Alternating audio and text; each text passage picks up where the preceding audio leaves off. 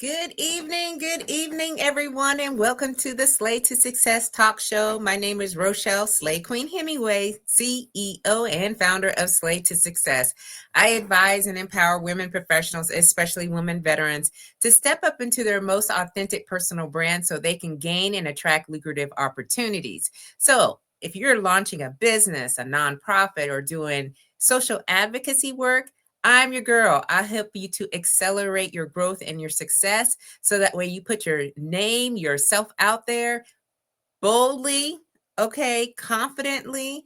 And we are focusing on 4 different areas. We are focusing on our appearance, we're focusing on our behaviors, communication skills, and our digital presence. Because once we have these specific areas focused and we are mastering these, we will get everything that we desire and we deserve. Okay, so make sure that you are tuning in. Make sure that you subscribe and share. I have a YouTube channel where there's a whole bunch of videos over there, y'all. So go ahead and just tap on the subscribe button and you will get so many videos that are loaded down either here tonight. And we have this show at 7 p.m. Eastern Standard Time and the Rise and Slay morning show on Tuesday mornings at 10 a.m. So where do we start from, y'all? We start from the word slay. That's right. This word here, I'm pointing here, y'all. Slay means to kill it, to dominate it, and to nail it, to be on point, to impress greatly, to dream big and work hard until you own it. It is also an acronym that stands for Universal Life and Leadership Philosophies that really resonate with me, and hopefully they resonate with you too. And that is stay ready to be ready, lead out loud, a sense of community or a sense of family, and knowing you are built to last. So as you come in, please let us know where you're streaming in from. Just give us your name, where you're streaming in from. Hey, we may go international tonight. You never know who's checking in on the show. And I want to say thank you if you have stopped in and you're like, I want to check this out. We absolutely appreciate you coming here. Now, what's the purpose of this talk show? Okay. The purpose here is to bring in men and women who are using the slay philosophies to make a positive impact in this world. And y'all know that I take a hard look at who I bring in onto this platform to elevate their voice, to amplify the works that they are doing. And so the guest that I have here tonight, y'all, is really dear and near to my heart. We actually met probably about a year, maybe a little bit more than a year ago. And since then, I have seen her blossom into this powerhouse. And so y'all will have to you just have to be here. Okay. You just have to be here to really get a sense of who I'm bringing to this particular episode. So without further ado, let me just give you a little taste of who I have tonight. So I have retired U.S. Army veteran Lindsay Kinslow. She is also a best-selling author. She is a dynamic innovation strategist, and she is dedicated to transforming the veteran experience. Now, she is the founder of the nonprofit organization called the VetReset Foundation, where she is leading bold, forward-thinking initiatives that provide advocacy, education, wellness, and workforce development for underserved veteran population. Now, she proudly serves as a Veteran Liaison for District 12B and as a commissioner on the Arundel County Veterans Affairs Commission, where she is amplifying the voices of those who have served and works to shape policy that meets the evolving needs. Her deep commitment to public service also includes her role as a campaign manager for Kelly Smith, who is also a fellow veteran and a candidate for county council. Now, I'm going to stop right there, okay, because the things that we're going to talk about here that's left on her bio, I just want her to share in her own words. So without further ado, please welcome our guest tonight for the show, Lindsay Kinslow. Hello. Hello. I am so happy you are here with me tonight, Lindsay. This has been a journey. Yes, it has, and I'm happy to be here. I am so happy that you're here. Like, there is so much that we're going to talk about tonight. So I just want you first to share with the audience a little bit about Lindsay. Like, give us a little bit of history up until this point now. Ooh, you want me to go back to my childhood? No, well, I mean, if you want to go, there's some things No. there that you want to share, but Yeah, so I joined the military a few years from high school graduation. So when I went to basic training, I was considered old, but I was only 21. mm, So before I went in the military, I was in the nursing field. So I've always had that servant heart, to help others. Um, After serving in the military, I decided, well, on my way out of the military, I decided that I was going to help other veterans with their transition. I didn't really know what it looked like. I just know what challenges I faced getting out and doing my own claim and going through a medical board. So it was a lot. It was stressful. I didn't have the support, in Europe. So I decided that this is what I was going to do. And so I got off the plane when I hit the American soil and went straight to the VA and walked in the door, and there was a guy in there, and I said, "Hey, I want to help veterans." He said, "Great. I see you at the meeting tonight, and here is how you pay for your membership." And I showed up to a DAV meeting with my check to become a lifetime member, and that's how I started into this space of helping veterans. So I became a chapter service officer, and while I was in that training, I said, "Oh, I said." There was, the person who was training. I said, what is your job? This is what I need to be doing. And so he said, I'm a national service officer, and this is how you become one. And so I want to say within 60 days, I applied, interviewed, and got the job and was sitting in Washington, D.C. at my desk. And that wow. started this journey. So I am, I never imagined, sitting in this seat, being able to say that I've helped thousands of veterans, across the globe. It feels amazing. It's Yeah. truly amazing. You know, there's so many veterans who need this type of support, and I am so grateful that you have the heart to be able to do this, because it's not easy work. Like what you're doing now. I know you're talking about the story of when you medically retired from the army, and then now going into the space that you're going into now. But I want us just to talk a little bit about what was going on with you right before you were retired, medically retired from the army. Yeah. So I hurt my back. This is where it all began. I hurt my back 3 years in. And in the army, during the height of deployments, you didn't have the opportunity to, rehab. So I was on medication, all those things. It was ignored for years and years. And as I, started to learn how to advocate for myself when it came to medical, I, was able to get an MRI. I was able to get, an X-ray. But it was still, go, go, go, go, go. So I Mhm. did not pay attention to my body. I was on medication, right? You don't feel it, it's numbed. So I was on the go. And then my last assignment was as an instructor at a leadership school. It was our first level. So it was all, wartime, right? War play. Mhm. It was intense, wearing your full gear, and my disc ruptured. So Mm. it ruptured. I had to have surgery.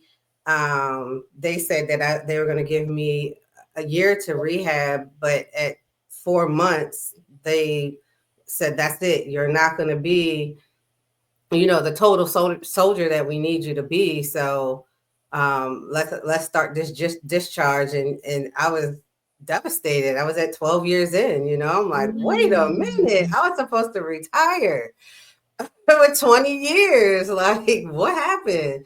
So that it was the turning point of my military career. So, and Yeah.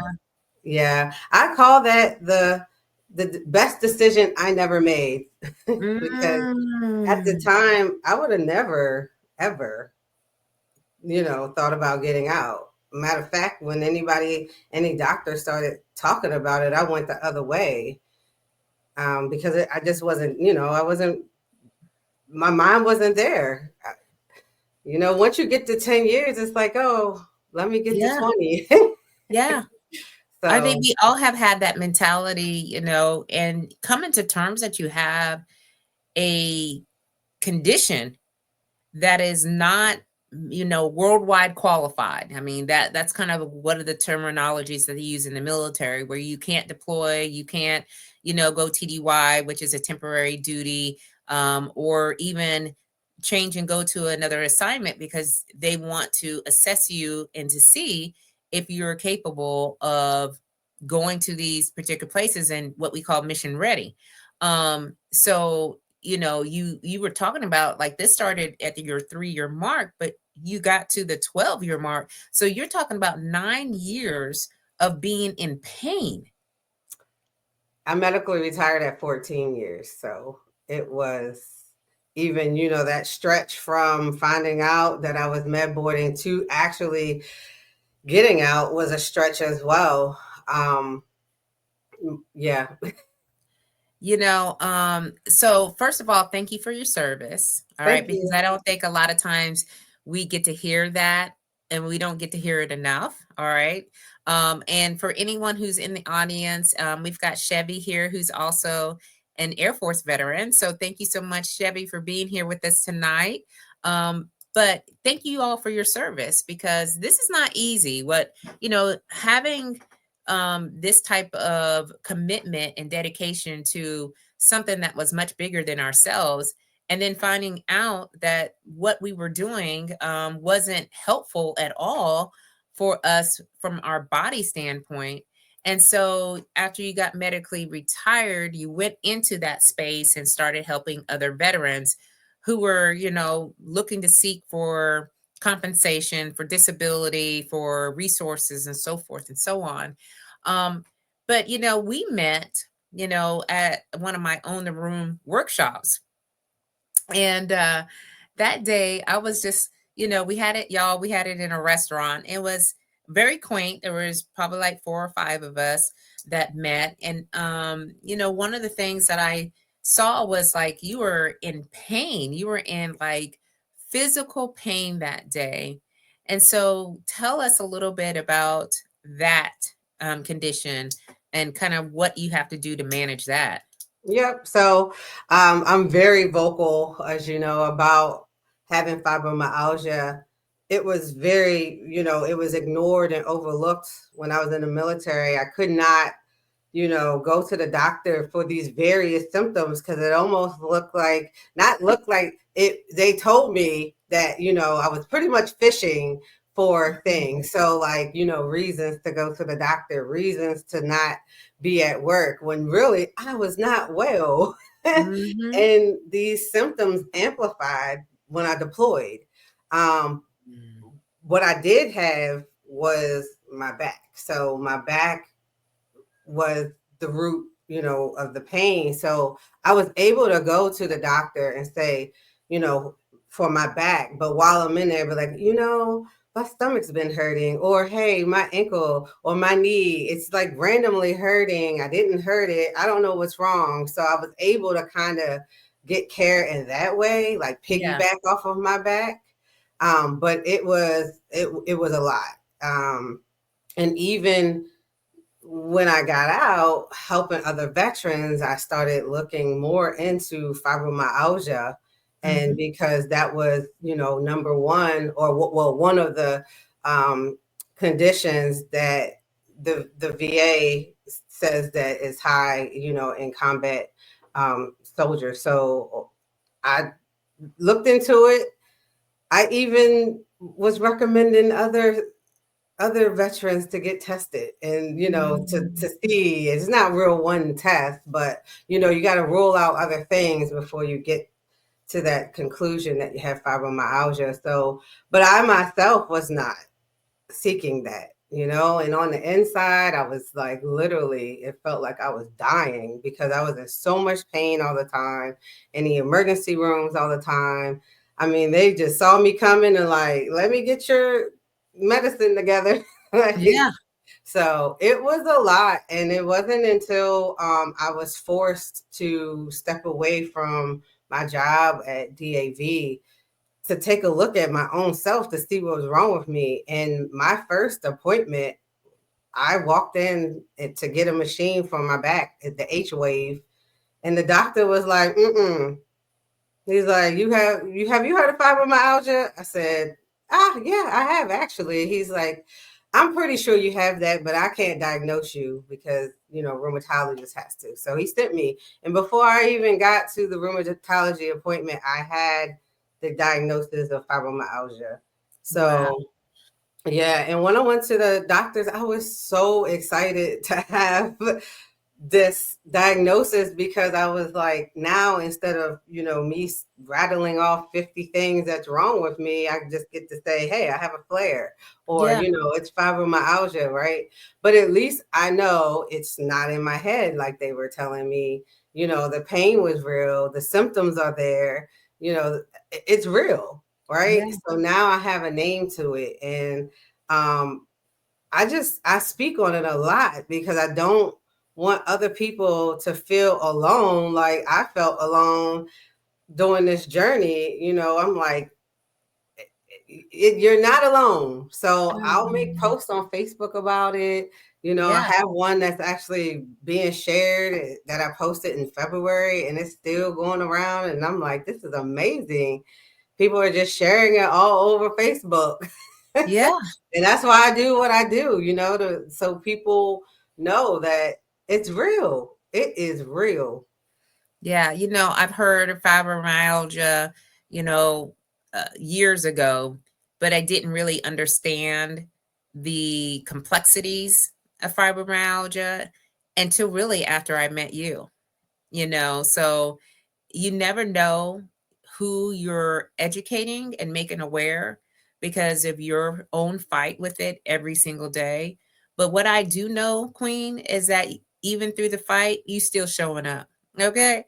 So, I absolutely admire that you have that determination in what you do, and how you have grown significantly since I've seen you. Like, I'm just trying to keep up with Lindsay. Y'all, if you ain't following Lindsay, okay, I as highly suggest that you either go on Facebook or LinkedIn and check out the amazing things that she is doing. So, um, before we get to all of that, okay, you wrote a book and you have a best-selling authored book out there. What exactly is it? What is it about?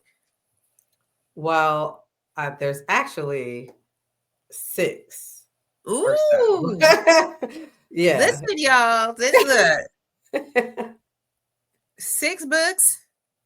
Yeah. So Okay. yeah. So the first one, all of them have been therapeutic for me. So it was me writing about what I was going through at the time, which was always my back or the pain or something like that was, what my chapter was about in these anthologies. And so the first one was in 2015. So yeah, it's been 10 years. Yeah, Wow. 10 years. Just made 10 years a few months ago of being a best-selling author. So that was released in 2015. I wrote on my, I can't remember because sometimes, all these books, I can't remember exactly what my chapter was, but I know I wrote on my book. I was 2 days post surgery, and that's what I was writing about, going on that journey and what it was like. And so that was Chocolate and Diamonds. That's on Amazon. And then there was another one that I wrote as soon as I got out, and that was mainly my transition of getting out. Actually, it was in the med board process, and in that book, I wrote that I was going to help other veterans navigate this, right? So I Wow. wrote about that, and then even then, I didn't know what it was going to be. Yeah. Yep. So I have that one. I have to get them out. It's like, Oh, oh my listen. gosh. Are they all on Amazon? Yeah, they're all on Amazon.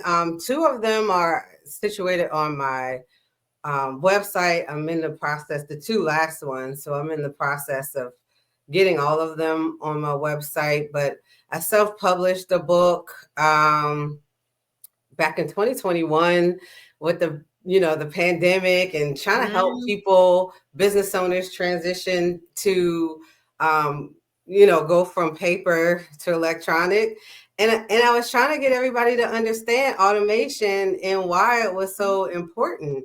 And so I wrote a book on it, and that's what I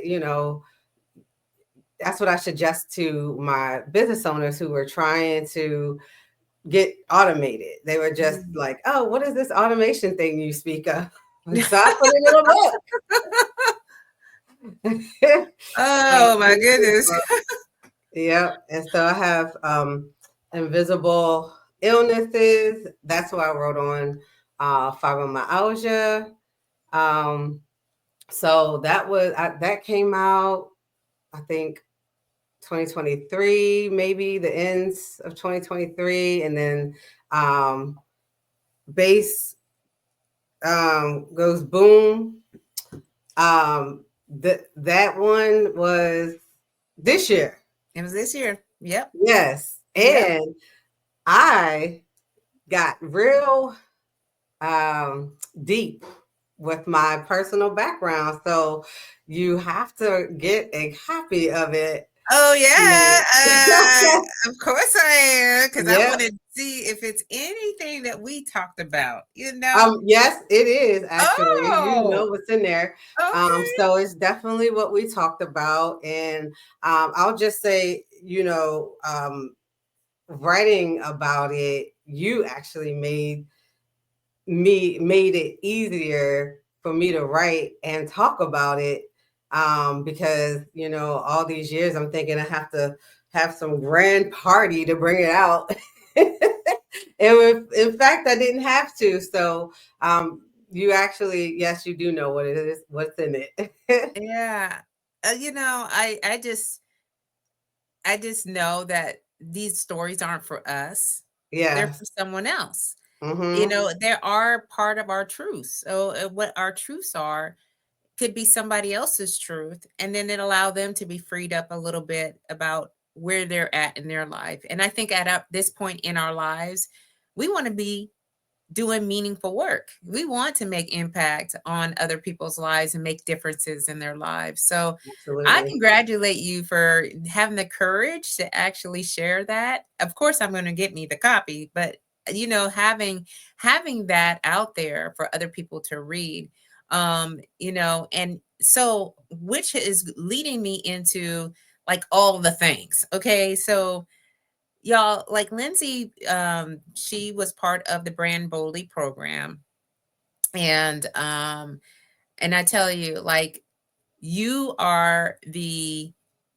absolute best uh, image of the clients, if you will, that I have had the pleasure of working with. Well, thank you. You are doing all the things, Thank okay, that you. we have I'm talked trying. about, and it has produced so many amazing and incredible things. So let's just wind it on back just a little bit. All right. What was the first thing that happened after you participated in the program? So actually, I timed the program to coincide with the launch of my nonprofit. So I strategically laid it out for us to start 6 to 8 weeks. I think it was like 6 weeks prior. Mm-hmm. And so that way, the week of or right before we went shopping, and then I had 2 weeks after to do a debrief, right? So Yep. I did this strategically. So, but I was rolling out the nonprofit and, life changes all the way around. I was pivoting. I was just in a huge pivot and I'm still in one, for me, it's always. But listen, yeah, I mean, I knew, like, as we were talking, that things were just going to be absolutely, I keep saying absolutely amazing, incredible, because I get to be on the sideline and I get to watch. And every time that I'm in your space, my smile gets even bigger. I am just in awe of the things that you have been able to create and do. Now we have several comments here before we, go on to all the other stuff that you're Ah, involved with. But Chevy said, and I put it up earlier, that it brings a form of peace when we know the name of the thing that is wrecking our minds and bodies. When we're talking about how you now can put, like, fibromyalgia has a name, and and I do agree yes, with that, and it yes. gives us that certainty that, okay, I know what this is. I really know what this is. All right. And then she says, congratulations, she's on #1 for her book. And so, yep, Chevy, listen, Congratulations. congratulations, right? Like, That's join the book club. huge. That's We're all doing it. huge. All right. So Yes. just keep going. Don't stop. And then Benedicte, she's over there on the LinkedIn side as well. She asked, were all your books self-published or did you publish them through a publishing house? Um, both. So both were, I used both. So um I wanted to self-publish because I wanted to see how easy or how hard it was for the next person. So I would be able to say, hey, go on, wherever and self-publish. This is all you need. This is how you need the manuscript. And that's it. So essentially it was me trying to figure out how easy it was going to be for the next person to become an author. Yeah. You have the same answer that I do. Same way. I wanted to find out what this process looked like. And I've always found it intriguing when I met authors and I was like, oh, well, how can I be an author of anything? And it's a process. It's not as hard as people would think it is to do it No. yourself. And you just have to have some patience, and really format it the way that whatever platform you put it on, however they're asking for it, because it was a little wonky for the book cover and the back and all this other stuff. But Yes. once you figure that out, then you're good to go. So thank you for the question, Yes. Queen, And I because will say, don't be afraid to outsource. Okay. If you can't format, there are people out here that format. they sure do, If you and they'd be can't happy to do it. design, get someone to design for you. So You're absolutely right. So you launched VetReset Foundation, and I yeah, attended that event, and I was like, okay, this she's on to something here. There's something else that I know that's going to be coming her way. And so then it went into, all of a sudden, Lindsay's like with a district and delegates and commissioners and all these other people, and I'm like, what is going on over here? So I yes. went to a meeting, and so tell them a little bit about that opportunity. So that opportunity actually, because you know how they say you need to be in the room. So Get in the room. I went to my one of my cousin's fundraising events. She's a sitting judge, Janina Stevenson. Hmm. Jackson Stevenson. Let me not leave that off. So Hmm. I went to her fundraising event, and in there was Delegate Simmons. And he's like, I need to speak with you because I need someone who speaks the veteran language who can speak to my constituents. And I was like, oh, okay.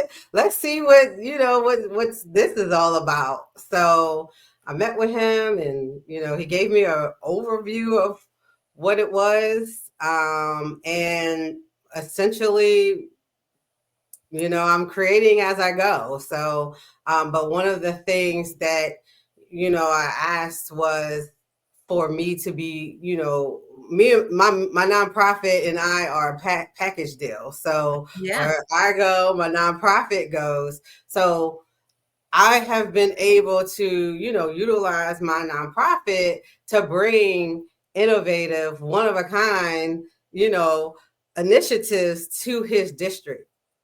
And that's how that started. The whole uh, politics and the political, helping, support the politicians.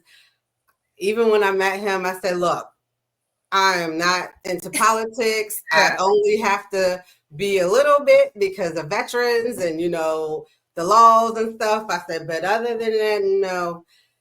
And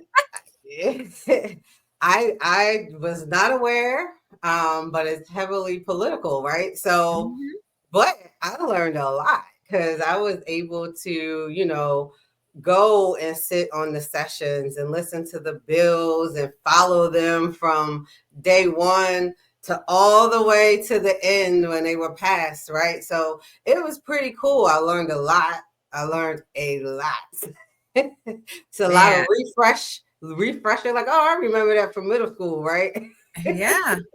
But I um, mean, you're taking things on that you had no idea that you were even going to even have insight to. And that's, I think, the yes, beauty of what you're doing. It's like the neurons in your brain, like they are firing in different ways now because it's yes, new. You know what I mean? It's like you're learning, you're growing, you're taking the information back for your veterans, you're creating programs and, hmm, opportunities for people to get to know what veterans do, how they, think, and what kind of challenges they've had, and what kind of programs that they need. So right. I absolutely love that. And then you were also like selected to be the Anne Arundel County, what's the Veteran title? Affairs Commissioner. Veteran Affairs Commissioner. Yes, I mean, I'm like, who is this girl? yes, Who is this girl?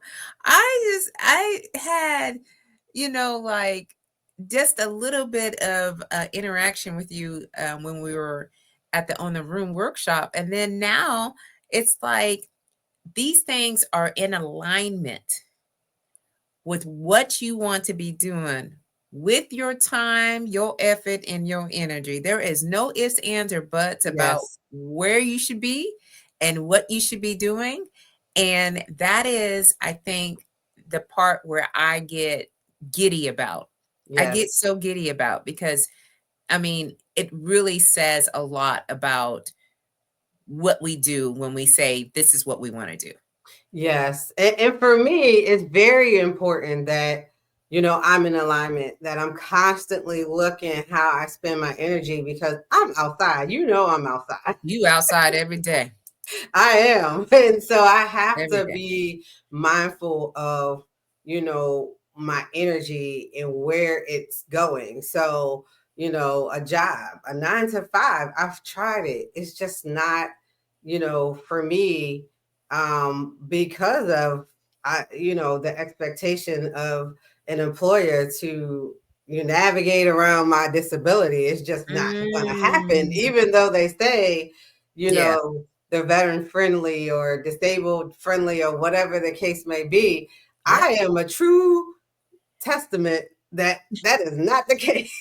It is not So the case. no, it's not the case. So I just have to make sure that while I'm creating my own lane, that I'm Yeah, doing it, being mindful of where I'm spending my energy. So I have to be in alignment.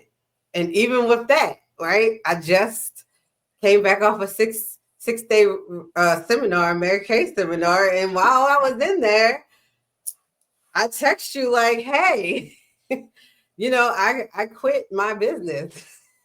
Listen, y'all. When she said she quit her business, so she had a business and then the nonprofit. But also we went through when you had the job at the law firm. Yes. And then you said, hey, you stepped away from that.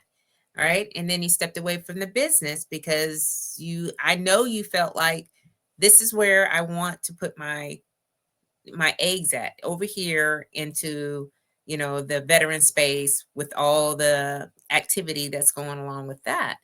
So, I was like, it makes sense to me. Okay, yeah, that's Yeah. what you're doing. And I think, you know what though, Lindsay, I think there are a lot of people who are scared to do that because they don't know what's going to happen, right? Yes. They're fearful of won't be the same amount of income coming in, or there won't be, the titles or the love affair, if you will, with the business, because we love on our businesses.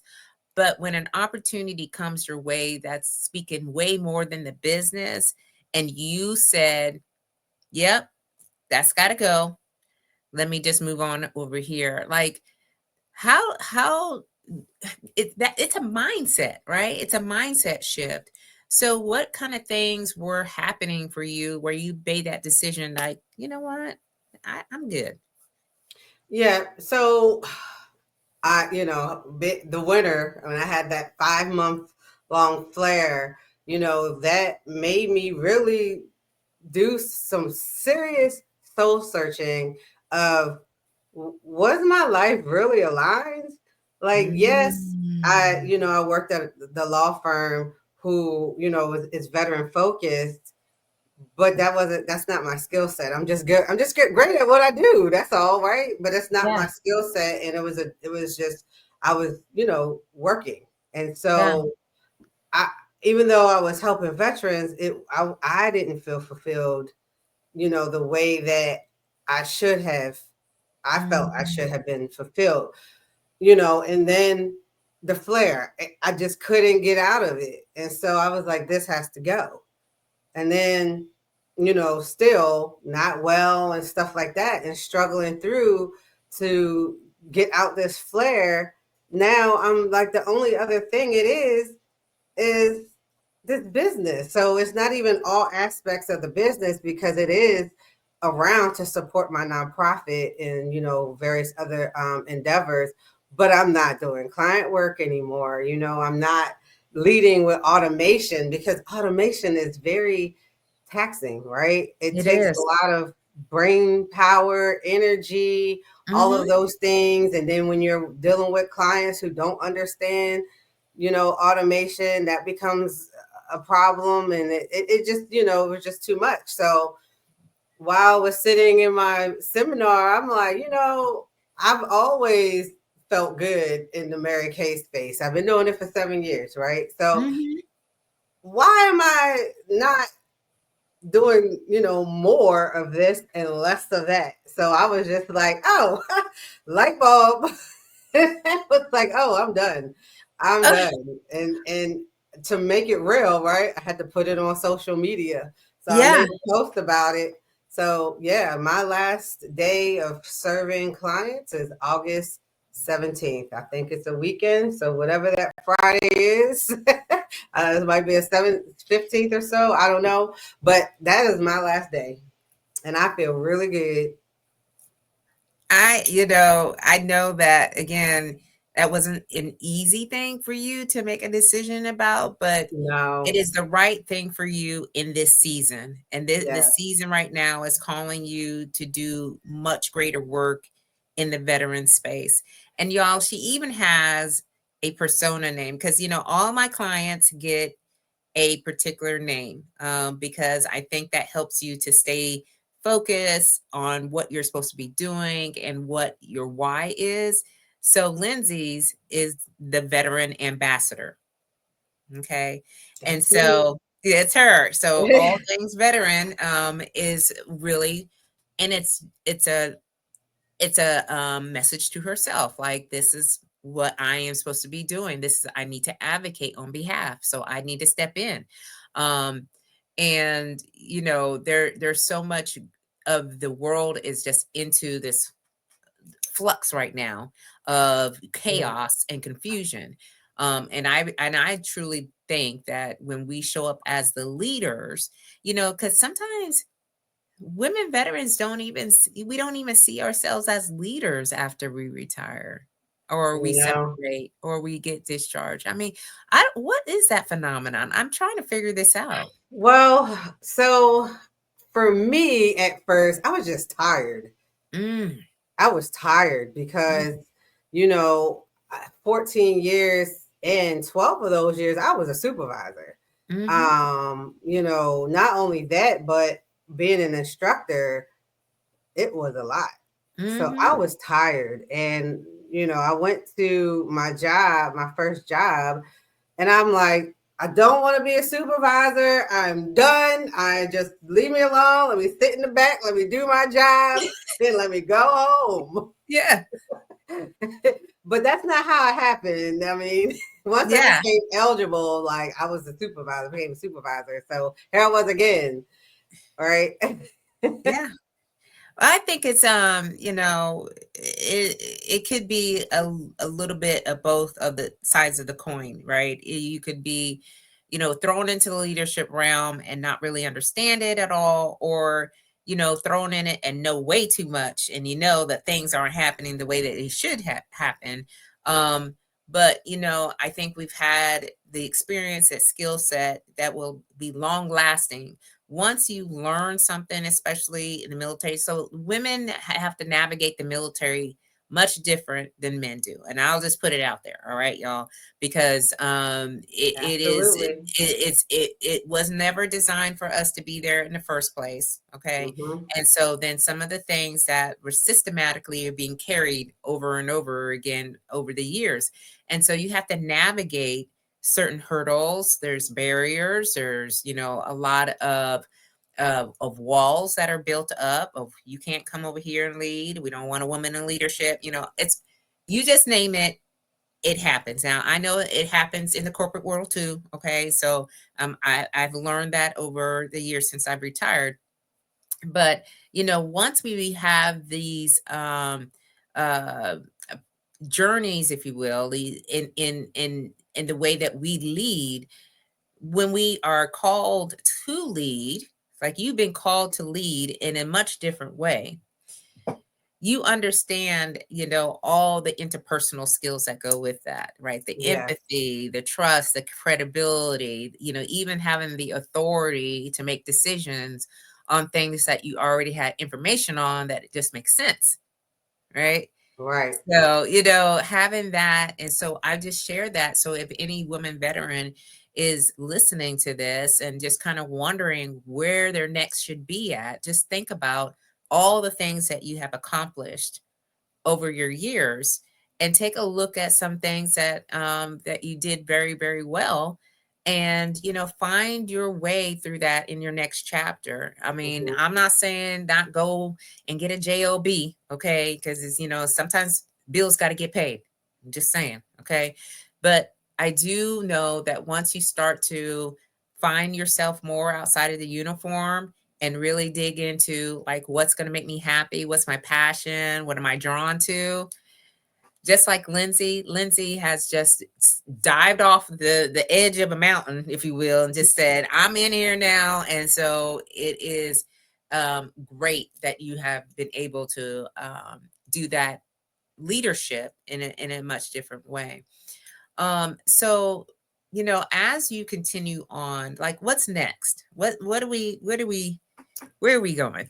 And I say we because I feel like Because I'm on the you're right train. with me. I'm on the train. So what are we doing? I, you know, I, I'm just on this path, right? Because even when this started, I remember I called you like, "Hey, this is what I'm going to be doing.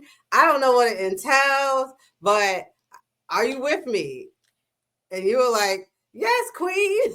Yes, Queens. And so Listen. I'm like, yeah. So I'm always coming back like, hey, this, I'm doing that. And I remember one of the things that I stayed with Delegate Simmons was like, look, I know a lot of veterans and I come with a lot of people. So if I come with 100 people, what are you going to say? He said, oh, I'm going to say, come on in. I Okay. welcome them all. Yeah. So, and so far he has. So, like, any new initiative that I want to start or that, he's got rolling. He trusts my judgment. I'm Mhm. able to bring other, veterans in to fulfill the needs of, District 12B and beyond, or actually the state of Maryland, right? We are on the state level here.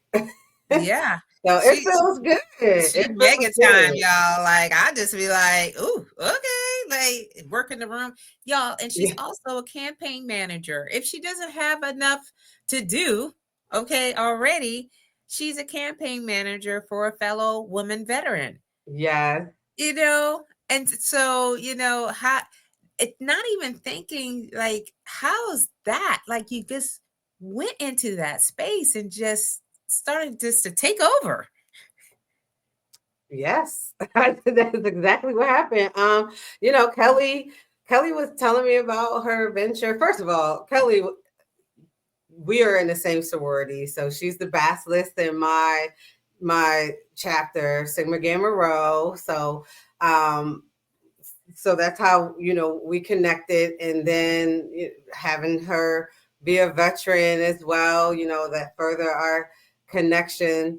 And then I became a substitute teacher, and so we were talking, and she was like, oh, this is where I'm teaching. I said, well, I'm a sub. She's like, really? I said, yes, I can be your sub. So I started being her sub until she left that job.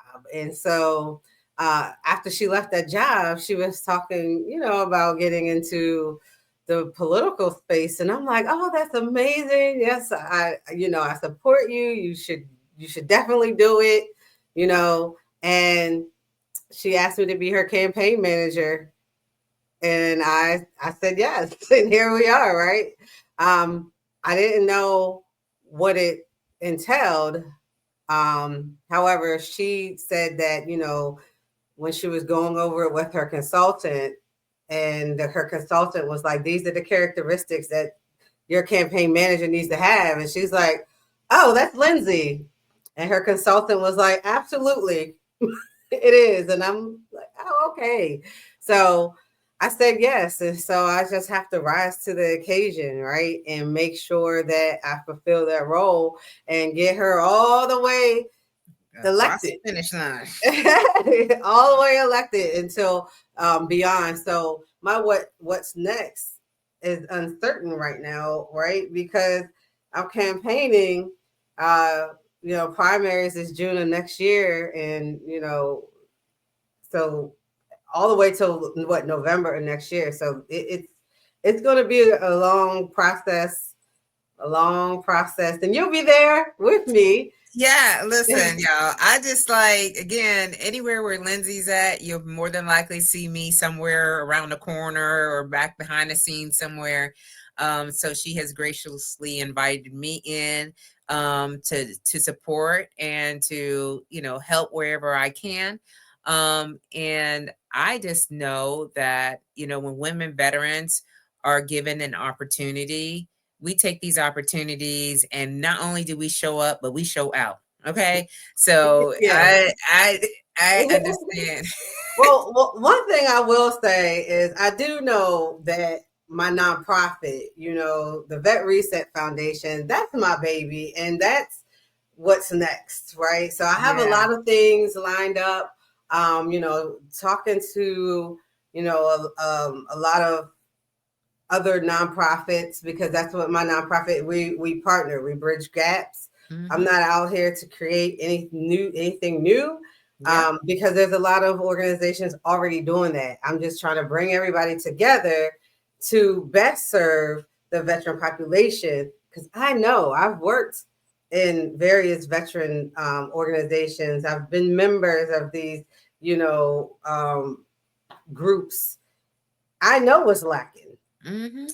I know Yeah. what's lacking. So my nonprofit is here to fill those gaps. And there's already somebody doing it, y'all. There's already somebody doing it. It just takes one person to rally everybody together and have them, you know, collectively, you know, helping the veteran population. Like my workshops, Mm-hmm. right?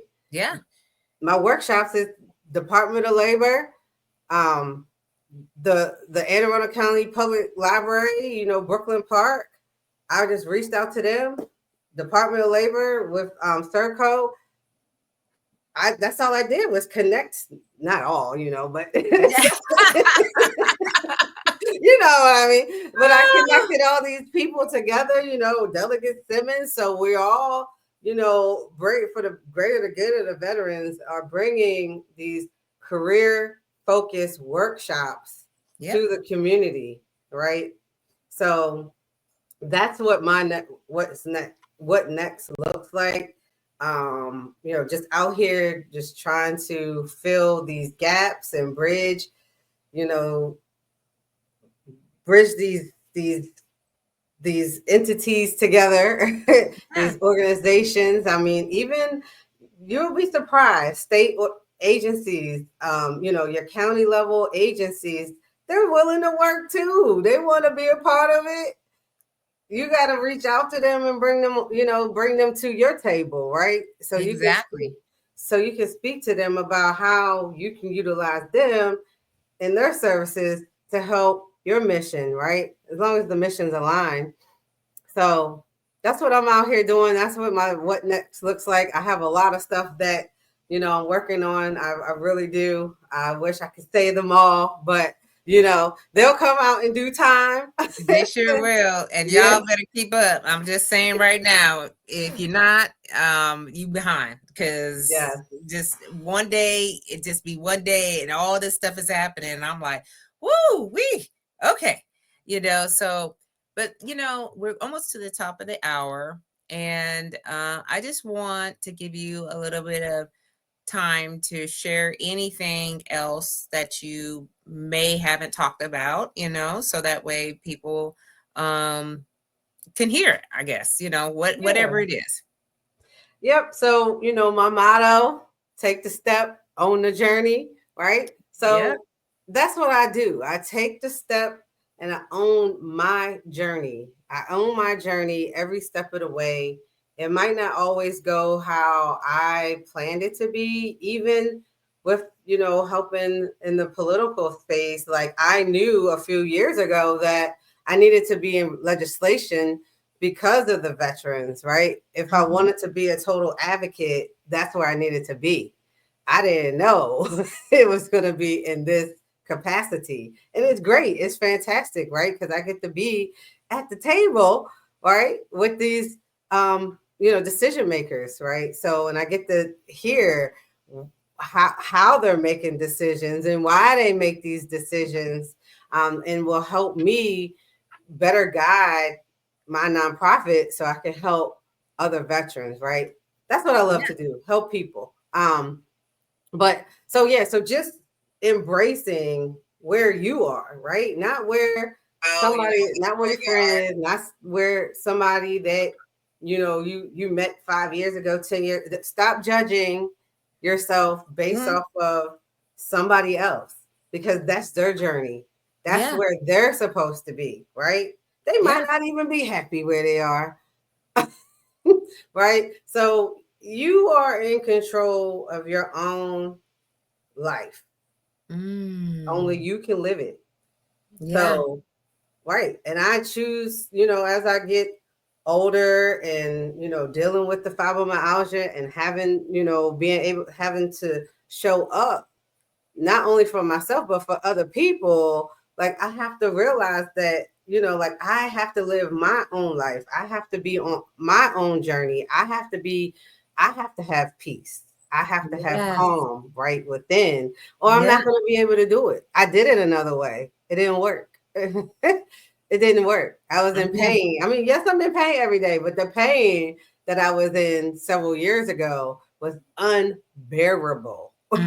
unbearable. And Mm.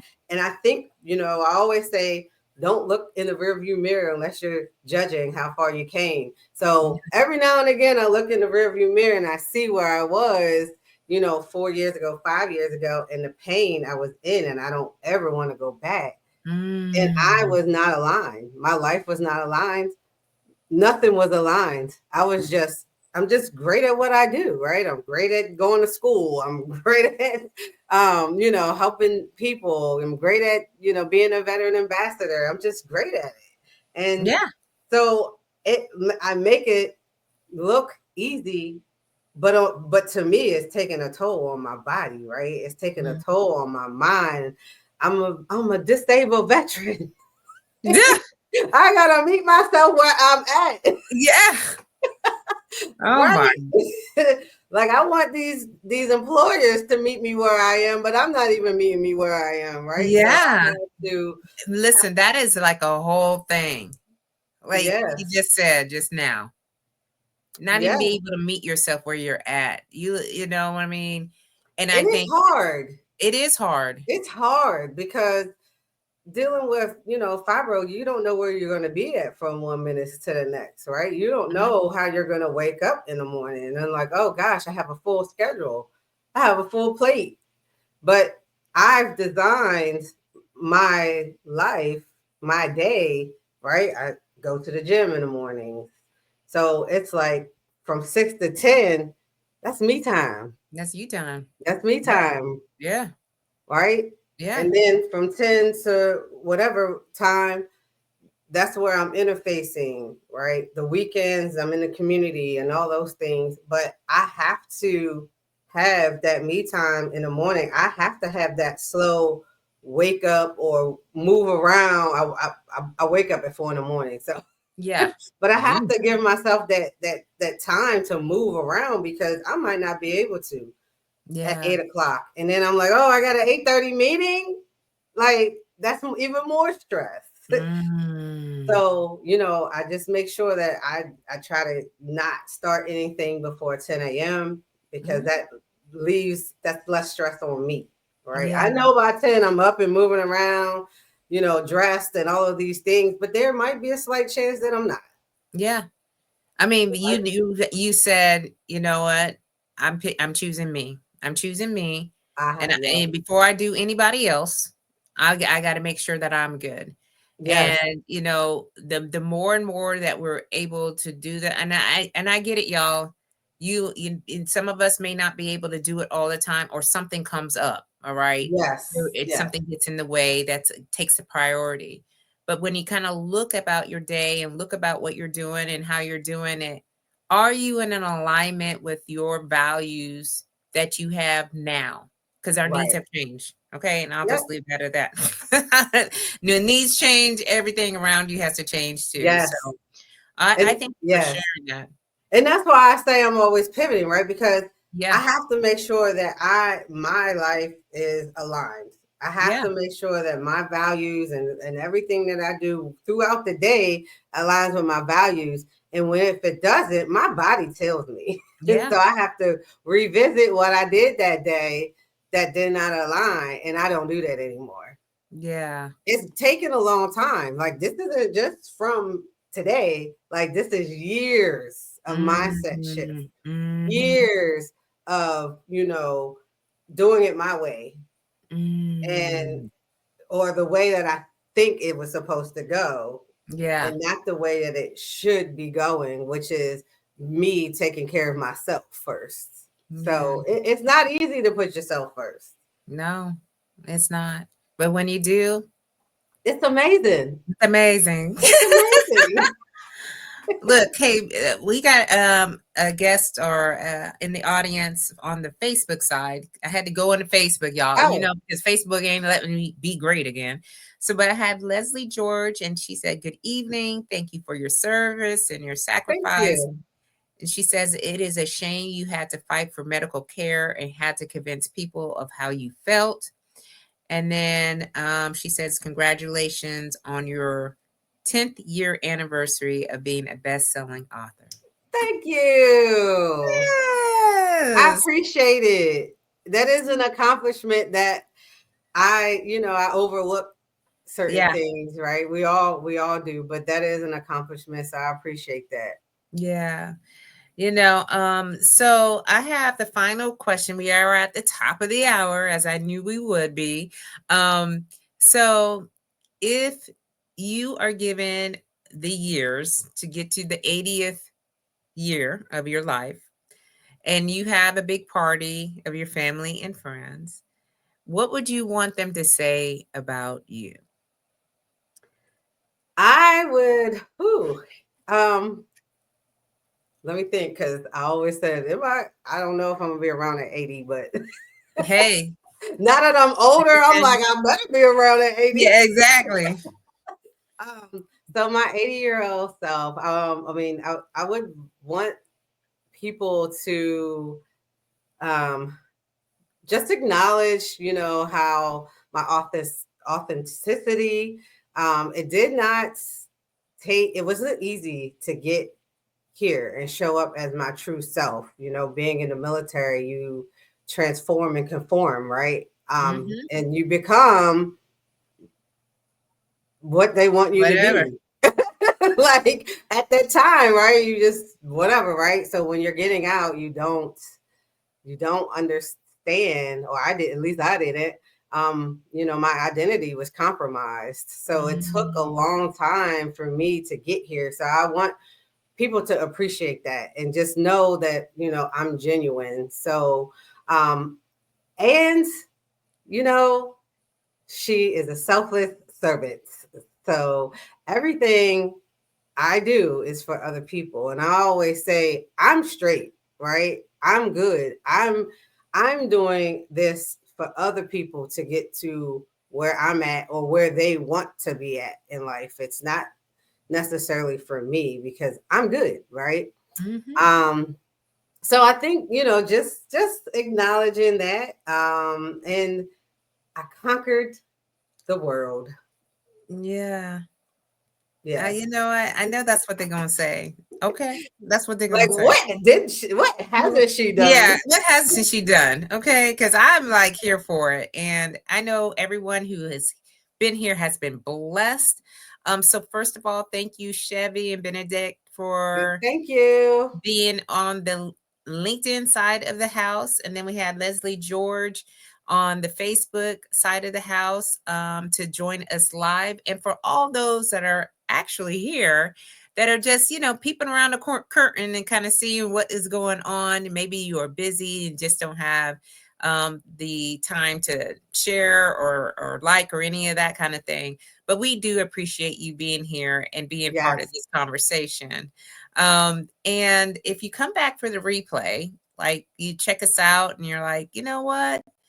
I'm just going to listen to, a little bit of it. Just put in hashtag replay so we know that you stopped on through. And also, y'all, we're going to be back here. I have another guest, a special guest. You're going to look, these guests, I'm telling you, I mean, we are coming in full power. I'll just say that. Full power. So we have yet another guest that will be here on Sunday, this following Sunday at 7 p.m. Eastern Standard Time. Hey Sean, how you doing? Greetings, Queen. How's it going? Thank you so much for being here on the LinkedIn side. She's also an author, a speaker, Yes. educator, Greetings. facilitator, all the things, Oh, I love it. and She's and speaking my a language. and a veteran. All right, so Oh, I love it. I love listen, it. we are showing up. Okay, I um, love it. so thank you so much for being here and catching the end because we getting ready to dip on out of here. Yes, Um, ma'am. and what else should I say? And if you're interested in participating or applying for the Brand Boldly program, which Lindsay was a part of, just go ahead and drop it into the comments. Hey, I want more information, or you put Brand Boldly. I talk about Brand Boldly all the time.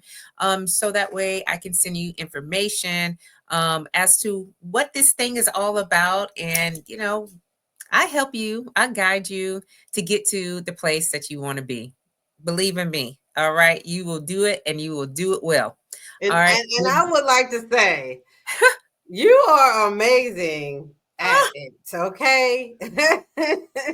You are simply amazing at it. Oh, I I I cannot stop, referring people to you because and I'm like, listen, first of all, thank everybody should you. experience this, okay?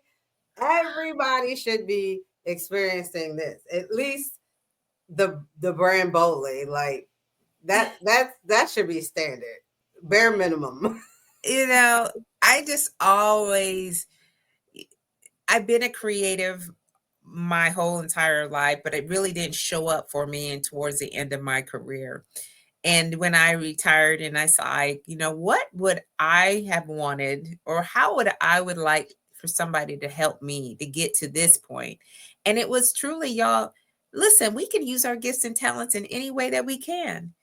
All right. And That so is I true. just decided to create my own program and see if there was an interest. And yes, there is an interest. Okay, y'all, because it makes it easier. And I want things to be easier for people, especially for veterans who are still trying to do something differently in their next chapter, and just be able to just, I don't know, be a part of the journey. I love being part of everyone's journey that comes our way. So yeah, so thank you, Lindsay. I appreciate you. Yes. Like I said, she's one of my best clients, y'all. Okay, she's doing all things. She says not a single complaint on my end, and I hope you can say the same. As you know, okay, no complaints over here either. Mm. All right. So thank y'all for being here. And we will see you all very soon. So keep on slaying until you can't slay no more. And we'll talk to you all soon. Have a blessed week. Bye bye. Bye.